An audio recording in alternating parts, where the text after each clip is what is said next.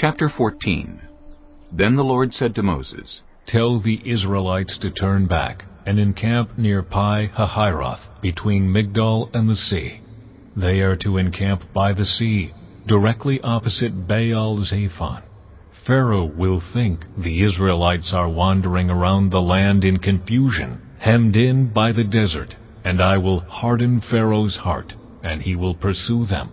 But I will gain glory for myself through Pharaoh and all his army, and the Egyptians will know that I am the Lord. So the Israelites did this. When the king of Egypt was told that the people had fled, Pharaoh and his officials changed their minds about them, and said, What have we done? We have let the Israelites go, and have lost their services. So he had his chariot made ready, and took his army with him. He took 600 of the best chariots, along with all the other chariots of Egypt, with officers over all of them. The Lord hardened the heart of Pharaoh, king of Egypt, so that he pursued the Israelites, who were marching out boldly. The Egyptians, all Pharaoh's horses and chariots, horsemen and troops, pursued the Israelites, and overtook them as they camped by the sea near Pi-hahiroth, opposite Baal-Zephon. As Pharaoh approached, the Israelites looked up, and there were the Egyptians marching after them. They were terrified and cried out to the Lord. They said to Moses, Was it because there were no graves in Egypt that you brought us to the desert to die? What have you done to us by bringing us out of Egypt? Didn't we say to you in Egypt, Leave us alone, let us serve the Egyptians? It would have been better for us to serve the Egyptians than to die in the desert.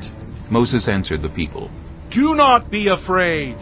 Stand firm, and you will see the deliverance the Lord will bring you today. The Egyptians you see today, you will never see again. The Lord will fight for you. You need only to be still.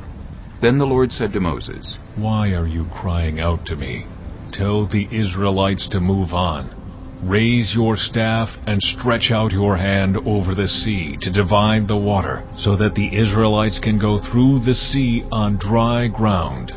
I will harden the hearts of the Egyptians, so that they will go in after them, and I will gain glory through Pharaoh and all his army, through his chariots and his horsemen. The Egyptians will know that I am the Lord, when I gain glory through Pharaoh, his chariots, and his horsemen. Then the angel of God, who had been traveling in front of Israel's army, withdrew and went behind them. The pillar of cloud also moved from in front, and stood behind them, coming between the armies of Egypt and Israel. Throughout the night, the cloud brought darkness to the one side, and light to the other side, so neither went near the other all night long. Then Moses stretched out his hand over the sea, and all that night the Lord drove the sea back with a strong east wind, and turned it into dry land.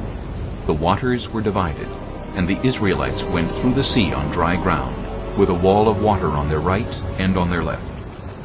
The Egyptians pursued them, and all Pharaoh's horses and chariots and horsemen followed them into the sea. During the last watch of the night, the Lord looked down from the pillar of fire and cloud at the Egyptian army, and threw it into confusion. He jammed the wheels of their chariots so that they had difficulty driving. And the Egyptians said, Let's get away from the Israelites. The Lord is fighting for them against Egypt. Then the Lord said to Moses, Stretch out your hand over the sea, so that the waters may flow back over the Egyptians, and their chariots and horsemen. Moses stretched out his hand over the sea, and at daybreak the sea went back to its place. The Egyptians were fleeing toward it, and the Lord swept them into the sea. The water flowed back and covered the chariots and horsemen, the entire army of Pharaoh that had followed the Israelites into the sea. Not one of them survived. But the Israelites went through the sea on dry ground, with a wall of water on their right and on their left.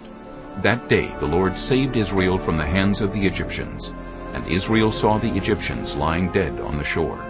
And when the Israelites saw the mighty hand of the Lord displayed against the Egyptians, the people feared the Lord, and put their trust in him and in Moses his servant.